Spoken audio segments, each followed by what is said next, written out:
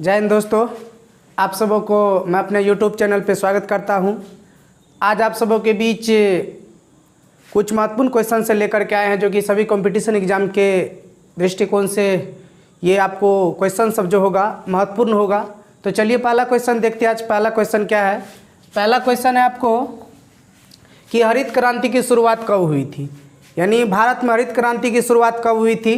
तो इसका ऑप्शन हो जाएगा, देखिए ऑप्शन ए में 1966, बी में है आपको 1905, सी में 1920 है और डी में 1919 है। तो जितने भी ऑप्शन है मैं सभी ऑप्शन पर डिस्कशन करूंगा। तो इसका आंसर हो जाएगा हरित क्रांति की शुरुआत कब हुई थी, तो ऑप्शन नंबर ए सही हो जाएगा। हरित क्रांति की शुरुआत कब हुई थी? 1966 ईस्वी में। लेकिन कभी कभी एग्जाम में क्या होता है 1967 भी ले लेता है, तो 1966 या 67। और याद रखिएगा आप लोग को ऐसा ऑप्शन एक ही रहेगा, चाहे आपको 1966 रहेगा या 1967 रहेगा। तो आप सबों को याद रखना है हरित क्रांति की शुरुआत जो हुई थी 1966-67 में। अब हरित क्रांति के बारे में जान लेते हैं। भारत में हरित क्रांति का जनक किसको माना जाता है? तो भारत में हरित क्रांति का जनक माना जाता है एम.एस. स्वामीनाथन को। यानी एग्जाम में यदि क्वेश्चन पूछा जाए आपसे कि भारत में हरित क्रांति का जनक किसको माना जाता है, तो एम.एस. स्वामीनाथन हो जाएगा। यदि 20 में आपको पूछ दिया हरित क्रांति का जनक, तो नॉर्मन बोरलॉग है जो कि अमेरिका का मूल निवासी था। उसके बाद आपको हरित क्रांति में जो ना सबसे ज़्यादा प्रभाव किस फसल पर पड़ा था? खाद्यान्न फसल पूछा जाता है कि हरित क्रांति के दौरान सबसे ज़्यादा लाभ जो हुआ था किस फसल को हुआ था, तो आपको गेहूं पर हुआ था। और इसका सबसे कमज़ोर पक्ष जो था वो तिलहन था। तो इसका आंसर हो जाएगा हरित क्रांति की शुरुआत 1966 ऑप्शन के हिसाब से। और ऑप्शन में जो आप बी में देख रहे हैं, ऑप्शन बी में 1905, तो आप सबों को पता होगा कि 1905 ईस्वी में बंगाल विभाजन हुआ था। क्या हुआ था 1905 में? बंगाल विभाजन हुआ था। इसमें क्या हुआ, इस किसके शासनकाल में हुआ था? लॉर्ड कर्जन के शासनकाल में हुआ था। और कर्जन ने क्या बताया था? तो याद रखिए कर्जन ने बताया था कि शासन चलाने में हमें परेशानियाँ होती है, और उसके बाद जो है उन्होंने बंगाल विभाजन कर दिया। एक हो गया था पूर्वी बंगाल, एक हो गया था पश्चिमी बंगाल। तो याद रखना बंगाल विभाजन कब हुआ? 1905 में। किसके शासनकाल में? तो लॉर्ड कर्जन के शासनकाल में बंगाल विभाजन हुआ था। और बंगाल विभाजन रद्द कब हुआ? दिल्ली दरबार का आयोजन किया गया सन 1911 ईस्वी में। और इसी दरबार में क्या हुआ? बंगाल विभाजन को रद्द कर दिया गया लॉर्ड हार्डिंग द्वितीय के शासनकाल में। और भारत की राजधानी जो कलकत्ता थी उसको बदल करके दिल्ली कर दिया गया। ऑप्शन नंबर सी जो देख रहे हैं आप लोग, ऑप्शन नंबर सी है 1920। 1920 में क्या हुआ? असहयोग आंदोलन हुआ था गांधी जी के नेतृत्व में। और असहयोग आंदोलन की शुरुआत कब हुई थी? तो 1 अगस्त 1920 ईस्वी को। और 1 अगस्त 1920 को क्या हुआ था? बाल गंगाधर तिलक की मृत्यु होगी। और उसी दिन गांधी जी ने क्या किया? असहयोग आंदोलन चलाने की घोषणा किया था। और याद रखिएगा असहयोग आंदोलन की समाप्ति कब हुई? तो एक चौड़ा चौड़ी हत्याकांड हो गया था 5 फरवरी 1922 को। और उसी हिंसात्मक घटना से दुखी होकर क्या हुआ? गांधी जी ने असहयोग आंदोलन को वापस ले लिया। कब? 1922 में। और 1919 जो देख रहे हैं ऑप्शन नंबर डी में आप लोग, तो 1919 इसमें प्रसिद्ध जालियांवाला बाग हत्याकांड हुआ था। कब? 13 अप्रैल 1919 ईस्वी को प्रसिद्ध जालियांवाला बाग हत्याकांड हुआ था। कहाँ? पंजाब के अमृतसर में। और याद रखिएगा, और ये जालियांवाला बाग जो था एक पर्सनल व्यक्ति का था, और उस व्यक्ति का नाम था जल्लीकट्टू नामक व्यक्ति का जालियांवाला बाग था। और वहीं पर क्या हुआ? जालियांवाला बाग हत्याकांड हुआ 13 अप्रैल 1919 को हुआ था। और ये क्वेश्चन आपको कंपटीशन एग्जाम से लेकर के 10th हो या 11th 12th हो, सभी एग्जाम में ये क्वेश्चन पूछे जाते हैं और प्रत्येक साल पूछे जाते हैं। उसके बाद आपको नेक्स्ट क्वेश्चन है,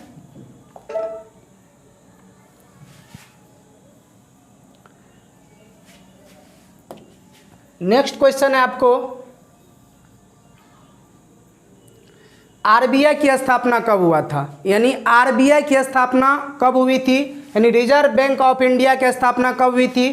तो ऑप्शन ए होगा इसका सही। ऑप्शन ए नंबर सही हो जाएगा, ए सही हो जाएगा, 1935 होगा। यानी आरबीआई की स्थापना कब हुई थी? 1 अप्रैल 1935 ईस्वी को रिजर्व बैंक ऑफ इंडिया की स्थापना की गई थी। और यदि राष्ट्रीयकरण की बात करेंगे आरबीआई का, तो आरबीआई का राष्ट्रीयकरण हुआ था 1949 ईस्वी में। 1 जनवरी 1949 को आरबीआई का राष्ट्रीयकरण कर दिया गया था।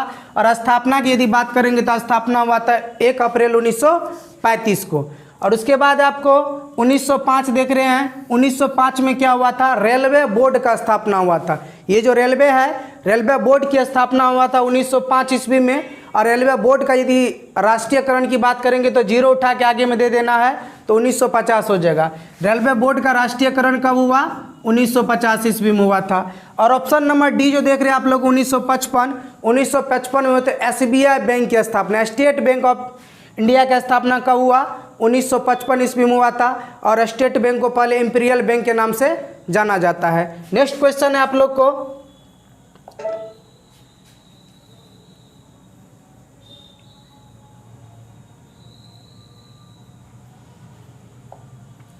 टायर पार्क कहाँ स्थित है? यानी टायर पार्क जो है वो कहाँ स्थित है? ये करंट का क्वेश्चन आप लोग को, और ये अभी हाल ही में कुछ दिन पहले यूपी में एग्जाम हुआ था, और वहीं पर एग्जाम ये क्वेश्चन पूछा गया है कि टायर पार्क कहाँ स्थित है। तो आंसर ऑफ इसका हो जाएगा आपको ए नंबर, यानी पश्चिम बंगाल। यानी पश्चिम बंगाल में टायर पार्क स्थित है। और पश्चिम बंगाल की यदि वर्तमान में मुख्यमंत्री की बात करेंगे तो ममता बनर्जी है, और उसको दीदी के नाम से भी जाना जाता है। तो पश्चिम बंगाल टायर पार्क स्थित है पश्चिम बंगाल में। उसके बाद है बिहार के बारे में जान लेते हैं। बिहार के वर्तमान राज्यपाल कौन है? तो बिहार के वर्तमान राज्यपाल है आपको फागू चौहान। और वर्तमान में सीएम कौन सा है? तो नीतीश कुमार है, जो कि 7वीं बार बिहार के मुख्यमंत्री बने हैं। और राजस्थान में एक जयपुर शहर है जिसे पिंक सिटी के नाम से जाना जाता है, इसको याद रखना है। और क्षेत्रफल की दृष्टि से भारत का सबसे बड़ा राज्य कौन सा होगा? तो आपको राजस्थान हो जाएगा। उसके बाद दिल्ली है। दिल्ली में बहुत सारा है, जैसे जामा मस्जिद पूछे, इंडिया गेट पूछे, हुमायूं का मकबरा पूछे, तो ये सारा सब कहाँ पर है? तो दिल्ली पर है। उसके बाद नेक्स्ट क्वेश्चन है आपको,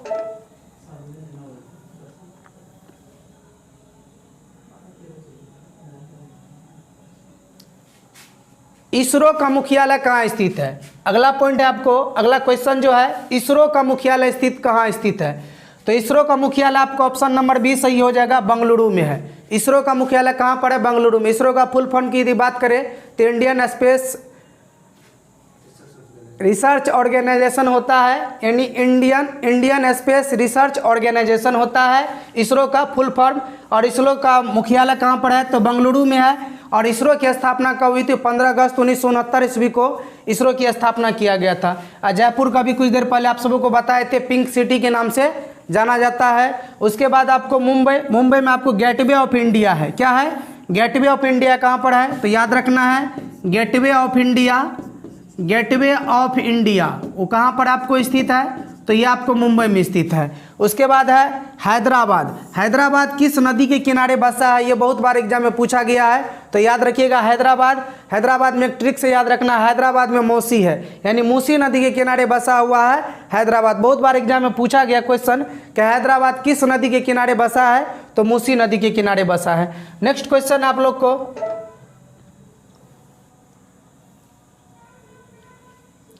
राष्ट्रीय विज्ञान दिवस कब मनाया जाता है? राष्ट्रीय विज्ञान दिवस कब मनाया जाता है? तो ऑप्शन नंबर आपका सी सही हो जाएगा। राष्ट्रीय विज्ञान दिवस प्रत्येक साल जो है 28 फरवरी को मनाया जाता है। राष्ट्रीय विज्ञान दिवस 28 फरवरी को। ऑप्शन नंबर ए देख रहे हैं आप लोग, 9 जनवरी। 9 जनवरी को जो है प्रवासी भारतीय दिवस मनाया जाता है। कौन सा दिवस मनाया जाता है? प्रवासी भारतीय दिवस। प्रवासी भारतीय दिवस जब पूछा जाएगा तो 9 जनवरी होगा। और क्यों मनाया जाता है? कि 9 जनवरी 1915 ईस्वी को गांधी जी का भारत आगमन हुआ था, और उसी 1915 ईस्वी से जो है आपको 9 जनवरी से जो है प्रवासी भारतीय दिवस मनाया जाता है। और 5 जून को क्या मनाया जाता है? तो याद रखिएगा, विश्व पर्यावरण दिवस। विश्व पर्यावरण दिवस कब मनाया जाता है? 5 जून को विश्व पर्यावरण दिवस मनाया जाता है। और उसके बाद है 21 जून को विश्व योग दिवस मनाया जाता है। 5 जून विश्व पर्यावरण दिवस, और 21 जून को कौन सा दिवस मनाया जाता है? तो योग दिवस मनाया जाता है। नेक्स्ट पॉइंट है आपको,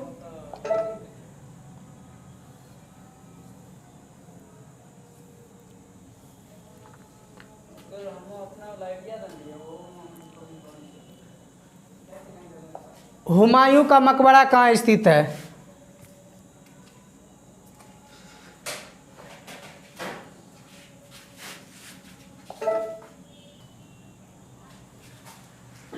नेक्स्ट क्वेश्चन है आपको, हुमायूं का मकबरा कहाँ स्थित है? हुमायूं का मकबरा कहाँ स्थित होगा? तो ऑप्शन नंबर ए सही हो जाएगा। इसमें हुमायूं का मकबरा कहाँ स्थित है? दिल्ली में स्थित है।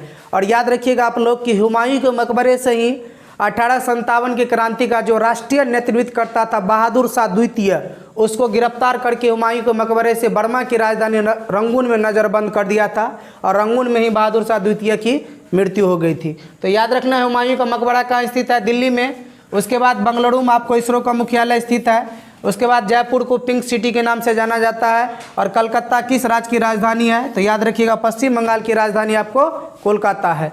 नेक्स्ट क्वेश्चन है आप लोग को,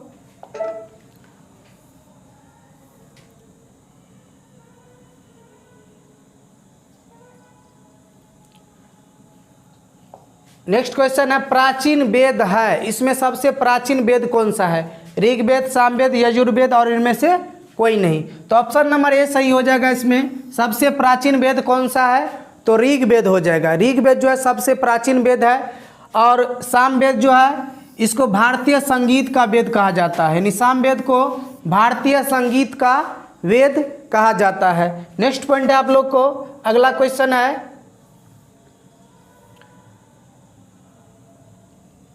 गुप्त वंश के संस्थापक कौन हैं, यानी कौन थे। तो गुप्त वंश के संस्थापक कौन थे, तो याद रखना है ऑप्शन नंबर इसमें हो जाएगा आपको बी सही। गुप्त वंश के संस्थापक थे श्रीगुप्त, यानी श्रीगुप्त के द्वारा ही गुप्त वंश की स्थापना किया गया था। और याद रखिएगा चंद्रगुप्त द्वितीय जो है इसने विक्रमादित्य की उपाधि धारण किया था। और चंद्रगुप्त द्वितीय जो है ये गुप्त वंश के ही महान शासक थे जिन्होंने चंद्रगुप्त जो है द्वितीय विक्रमादित्य की उपाधि धारण किया था। नेक्स्ट पॉइंट है आप लोग को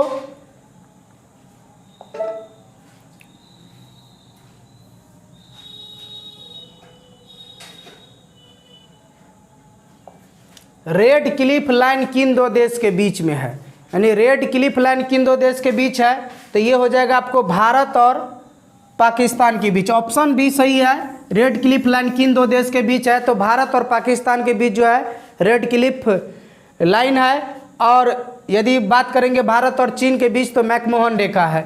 भारत और चाइना के बीच कौन सा हो जाएगा, तो मैकमोहन रेखा है।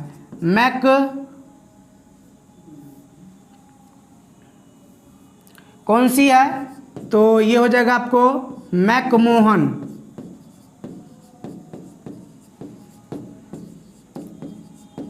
मैकमोहन लाइन जो है भारत और चाइना के बीच है। और यदि पाकिस्तान अफगानिस्तान के बीच बात करेंगे तो डुरंट लाइन है।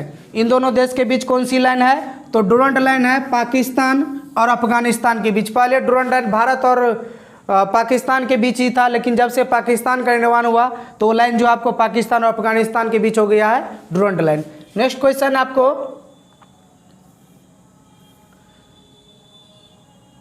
है कुचिपुड़ी किस राज्य का लोक नृत्य है। कुचिपुड़ी किस राज्य का लोक नृत्य है, बहुत बार एग्जाम में ये क्वेश्चन पूछा गया है कि कुचिपुड़ी जो है लोक नृत्य किस राज्य का है, तो ऑप्शन नंबर सी सही हो जाएगा। कुचिपुड़ी लोक नृत्य जो आपको आंध्र प्रदेश राज्य का है। और पश्चिम बंगाल की यदि बात करेंगे तो जात्रा और बाउल जो है वो आपको पश्चिम बंगाल का है। जात्रा और बाउल, जात्रा और यदि बाउल पूछा जाए तो ये आपको किस राज्य का है, तो ये आपको पश्चिम बंगाल का है। उसके बाद है नेक्स्ट क्वेश्चन,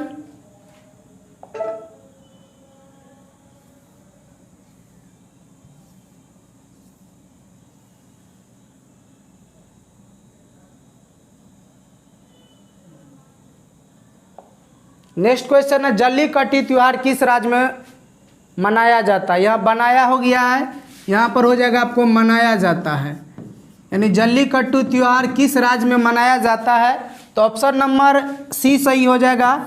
ये जो जल्लीकट्टू त्यौहार होता है ये केरल राज्य में मनाया जाता है। और हाल ही में जो CHSL का एग्ज़ाम हुआ था SSC का, उस एग्ज़ाम में ये क्वेश्चन पूछा गया था कि जल्लीकट्टू त्यौहार किस राज्य में मनाया जाता है, तो याद रखिएगा केरल राज्य में, ये तमिलनाडु केरल राज्य में मनाया जाता है।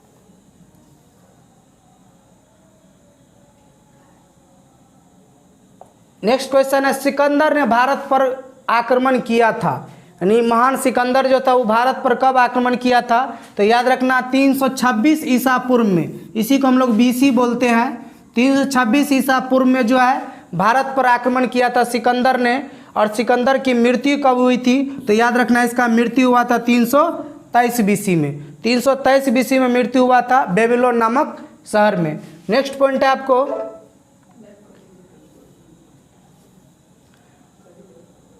नेक्स्ट पॉइंट है स्वराज पार्टी के का स्थापना किसने किया था, यानी स्वराज पार्टी के संस्थापक कौन थे? तो स्वराज पार्टी के संस्थापक थे चित्तरंजन दास। चित्तरंजन दास और मोतीलाल नेहरू, ये दोनों व्यक्ति ने मिलकर क्या किया? स्वराज पार्टी का स्थापना किया था। कब? 1923 ईस्वी में। एग्जाम में यदि आपसे पूछा जाए स्वराज पार्टी का स्थापना कब हुआ था, तो 1923 में हुआ था। यदि स्थान पूछ दे आपको, स्थान यानी कहाँ पर हुआ था, तो यह स्थापना हुआ था आपको इलाहाबाद में। स्वराज पार्टी का स्थापना कहाँ हुआ था? इलाहाबाद में। और इलाहाबाद का नया नाम अब हो गया, चेंज कर दिया है योगी आदित्यनाथ ने, जो कि यूपी के वर्तमान सीएम है। तो इलाहाबाद का नया नाम हो गया है प्रयागराज। उसके बाद इसमें आपको सुभाष चंद्र बोस है। सुभाष चंद्र बोस जब फॉरवर्ड ब्लॉक की स्थापना किया था 1939 ईस्वी में, जब ये कांग्रेस पार्टी, कांग्रेस के अध्यक्ष बने थे और गांधी जी इसको बहुत परेशान किया था। और इस्तीफा देने के बाद 1939 में क्या हुआ, इन्होंने एक अलग ही संस्था बना दिया था फॉरवर्ड ब्लॉक 1939 में, जो कि कई बार एग्जाम में पूछा गया है। और भगत सिंह को शहीद आजम के नाम से जाना जाता है, क्योंकि भगत सिंह को जो है 23 मार्च 1931 ईस्वी को फांसी दिया गया थी। इसके साथ इसके दो साथी और थे, भगत सिंह, राजगुरु और सुखदेव। तीनों को 23 मार्च 1931 ईस्वी को फांसी मिला था। और नेक्स्ट क्वेश्चन है आपको,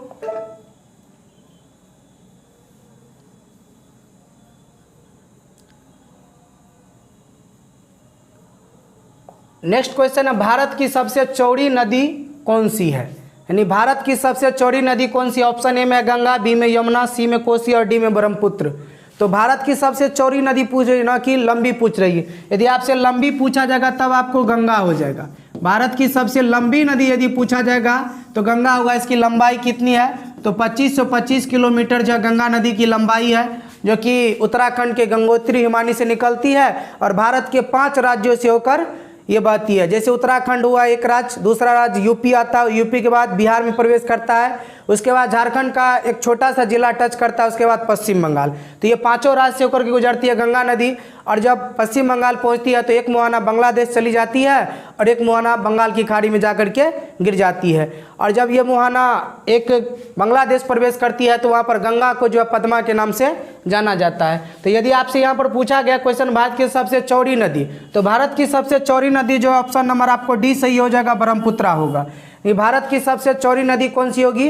ब्रह्मपुत्रा नदी होगी, जो कि कहाँ से निकलती है? तो तिब्बत के मानसरोवर झील से निकलती है। और जहाँ से ब्रह्मपुत्रा नदी निकलती है यहाँ उसका नाम जो वहाँ पर सांगपो नदी है। यानी वहाँ पर इसका ब्रह्मपुत्रा नहीं है। असम में 2 नदियाँ दिहांग से मिलती है तब इसका नाम ब्रह्मपुत्रा हो जाता है। जहाँ से निकली है मानसरोवर झील से, वहाँ इसका नाम जो आपको सांगपो नदी है। उसके बाद कोसी नदी तो आप लोग जानते ही हैं, बिहार का शोक नदी है, क्योंकि बिहार में सब बार प्रलय लाती है, बाढ़ लाती है। और सबसे ज़्यादा मार्ग बदलने वाली भी नदी है कोसी। और यमुना जो है, यमुना नदी को खुला नाला के उपनाम से जाना जाता है। कई बार एग्जाम में पूछा गया है कि यमुना किस नदी को खुला नाला के उपनाम से जाना जाता है, तो आपको यमुना नदी हो जाएगा, क्योंकि जितना भी नाला नाली का पानी है वो आपको यमुना नदी में जाती है। और पूरा दिल्ली जो है पानी किस नदी से पीता है? तो यमुना नदी से।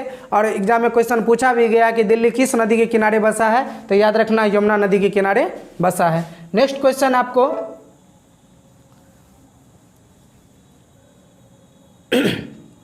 नेक्स्ट क्वेश्चन है धुआंधार जलप्रपात किस नदी पर है?